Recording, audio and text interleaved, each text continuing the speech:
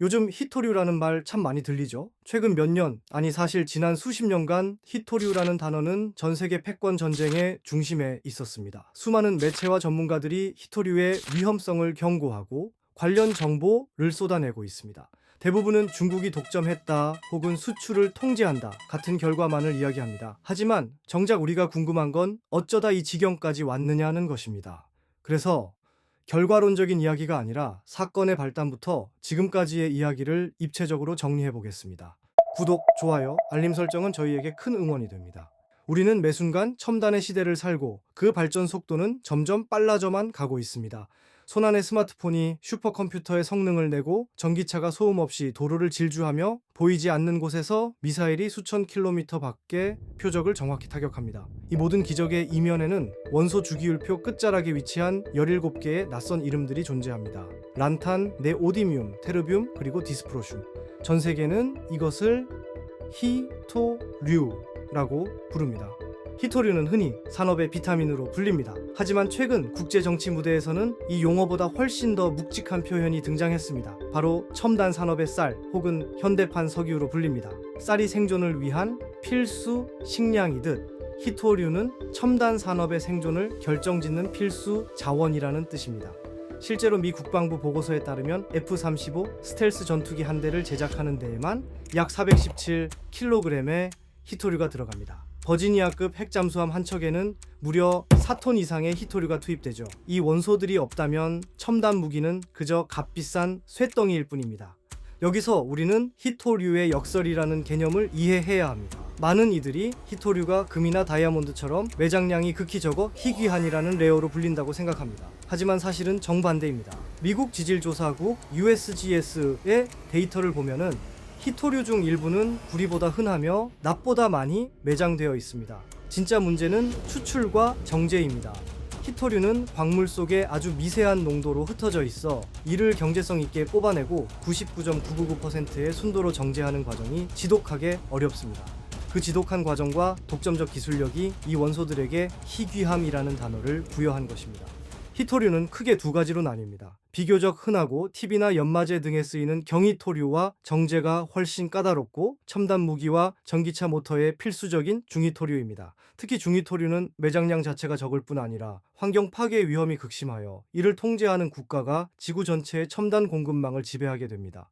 우리가 흔히 착각하는 것이 있습니다. 히토류 사업을 단순히 땅을 파서 광물을 캐내는 광산업으로만 보는 것이죠. 하지만 실제 히토류 산업의 구조를 뜯어보면 이야기는 완전히 달라집니다. 히토류 산업은 화공업이 50%, 소재, 제조업이 30%, 그리고 채굴광산업은 고작 20%로 구성됩니다. 즉, 땅속에 히토류가 아무리 많아도 그것을 분리하고 소재로 만들 기술이 없다면 그저 쓸모없는 흙 더미에 불과하다는 뜻입니다.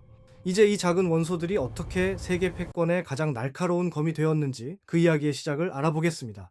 1980년대 당시 전 세계 히토류 공급의 90% 이상을 담당하던 곳은 중국이 아니었습니다. 바로 미국의 캘리포니아주에 위치한 마운틴 패스 광산이었습니다. 미국은 자원과 기술을 모두 손에 쥔 명실상부한 히토류 패권국이었습니다. 그러나 미국은 스스로 그 왕좌에서 내려옵니다.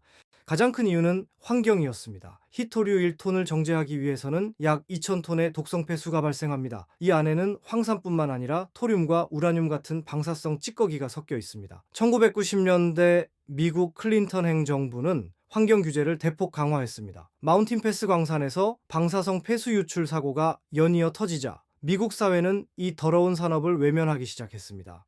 결정적으로 채산성이 발목을 잡았습니다. 환경 처리 비용이 천문학적으로 치솟는 미국산 히토류는 환경 따위는 아랑곳하지 않고 저렴하게 쏟아져 나오는 중국산과의 가격 경쟁에서 도저히 이길 수 없었습니다. 결국 2002년 미국은 마운틴 패스의 가동을 전면 중단합니다. 이와 동시에 일본에서도 유사한 움직임이 일어납니다. 일본은 20세기 중반 이타이병과 미나마타병이라는 참혹한 공해병을 겪으며 국토 오염에 대한 극단적인 공포를 갖게 된 국가입니다. 특히 이타이병은 진즈강 상류의 재련소에서 방류한 카드뮴 오염수가 뼈를 연하게 만들어 환자들이 아프다는 뜻의 이타이 하면서 절규하게 만든 비극이었습니다. 이런 끔찍한 역사를 경험한 일본은 결심합니다. 내 땅을 더럽힐 수 없다. 기술과 자본을 줄 테니 중국 너희가 대신 정제해줘. 이것이 바로 국제사회에서 회자되는 위험의 외주화입니다. 사실 히토류 시대를 연 것은 서방의 기업들이었습니다. 미국의 RCA사는 세계 최초로 컬러 TV용 형광체인 하이라이트를 발견하며 히토류 시대의 문을 열었고, 이는 훗날 강력한 연구자석 개발의 초석이 되었습니다. 또한 프랑스의 롬플랑크는 과거 유럽 유일의 히토류 재련 업체로 명성을 떨쳤습니다. 중국은 일찍이 이 기업의 지분을 매입하려 시도했지만 당시 프랑스가 요구한 가격이 너무 높아 포기해야 했죠. 당시 롬플랑크는 전 세계에서 원석을 가져와 재련한 뒤 자신의 브랜드를 붙여 판매했는데, 놀랍게도 원석과 재련 후 제품의 가격 차이는 100배 이상에 달했습니다. 서방은 이토록 막대한 부가 가치를 창출하던 황금알을 낳는 거위를 환경과 채산성이라는 이유로 너무나 쉽게 중국에 넘겨준 것입니다. 당시의 신문 기사들은 이 상황을 어떻게 기록했을까요? 1991년 12월 26일자 뉴욕타임스 기사는 이렇게 전합니다.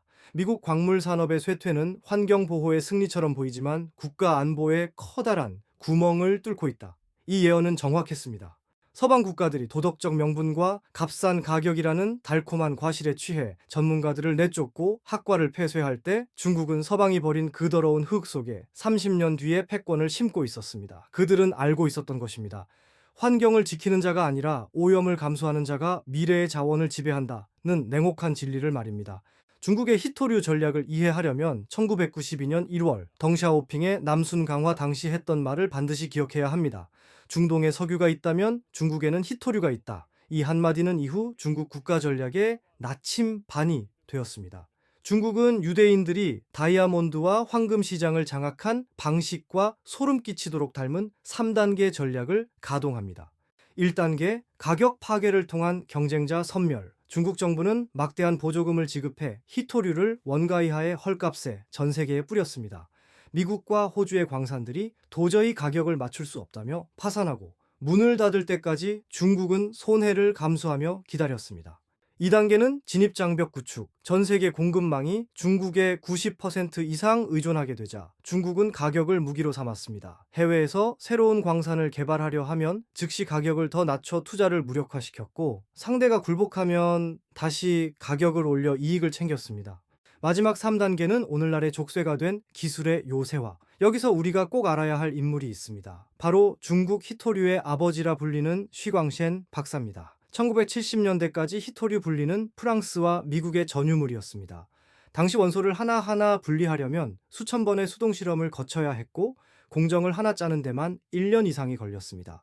베이징 대학의 쉬광셴 박사는 이 문제를 해결했습니다. 그는 히토류 분리 과정을 수학적으로 공식화하여 직렬 추출 이론을 완성했습니다. 복잡한 화학 반응을 컴퓨터 시뮬레이션으로 예측할 수 있게 만든 것이죠. 이 기술 덕분에 중국은 단 몇 주 만에 최적의 정제 라인을 설계할 수 있게 되었습니다. 2007년 그는 중국의 무분별한 생산을 조절하고 국가 비축 제도를 건의하며 자원 전략의 기틀을 닦았습니다. 중국은 이 기술을 철저히 내재화했습니다. 특히 정제의 필수적인 특수 추출제인 P507 생산 능력과 가공 기술을 장악했습니다. P507은 히토류 원소들을 선택적으로 분리하는 핵심 용매로, 중국은 이 대규모 생산 공정과 기술 전문성을 독점하고 있습니다.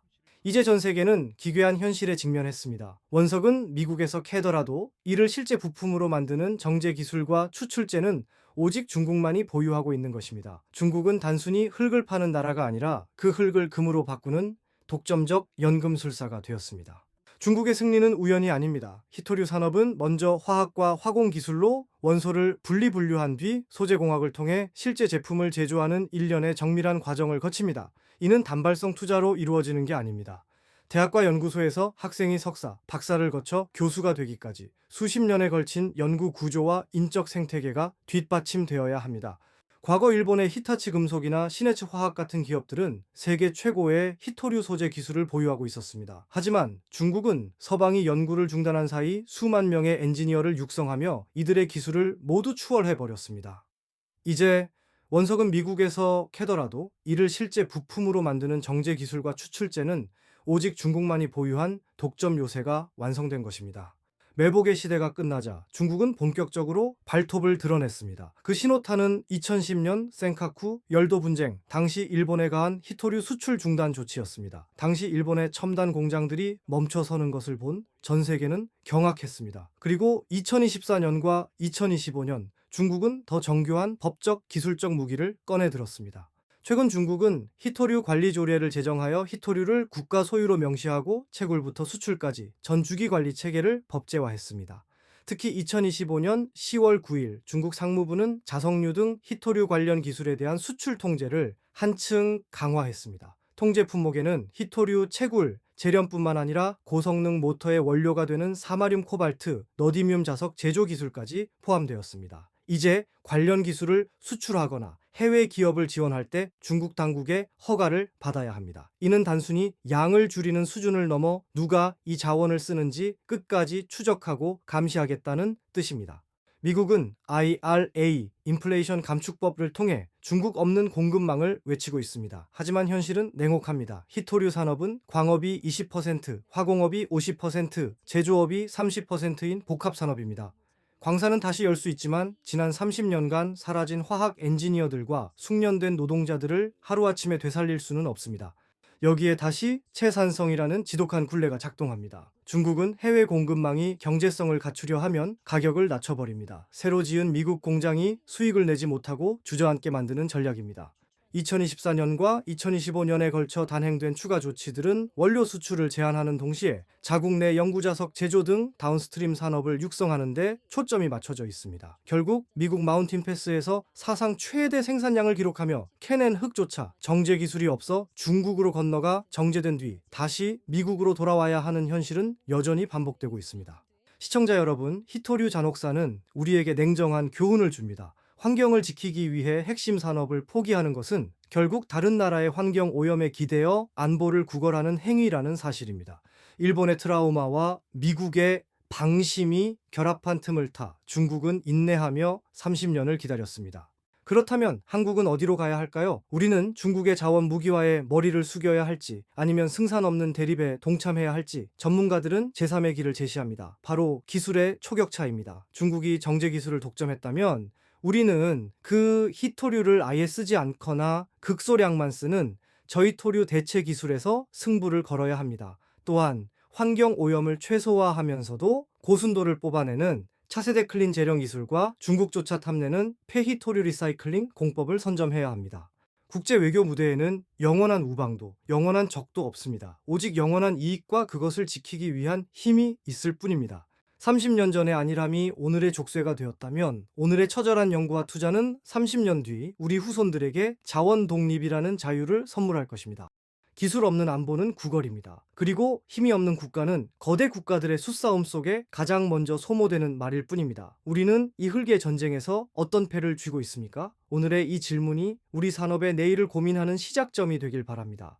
오늘 우리가 함께 들여다본 이 지정학적 드라마, 여러분은 어떻게 보셨습니까? 복잡하게 얽힌 국제 정세의 행간을 읽고 그 이면에 숨겨진 진짜 이야기를 파헤치는 곳. 저희는 앞으로도 결과보다는 과정의 진실에 집중하겠습니다. 오늘 이 영상이 유익하셨다면 구독과 좋아요로 응원해 주십시오. 알람 설정으로 다음 시간도 저희와 함께 해주시기 바랍니다. 여러분의 날카로운 분석을 댓글로 기다리겠습니다. 시청해 주셔서 감사합니다.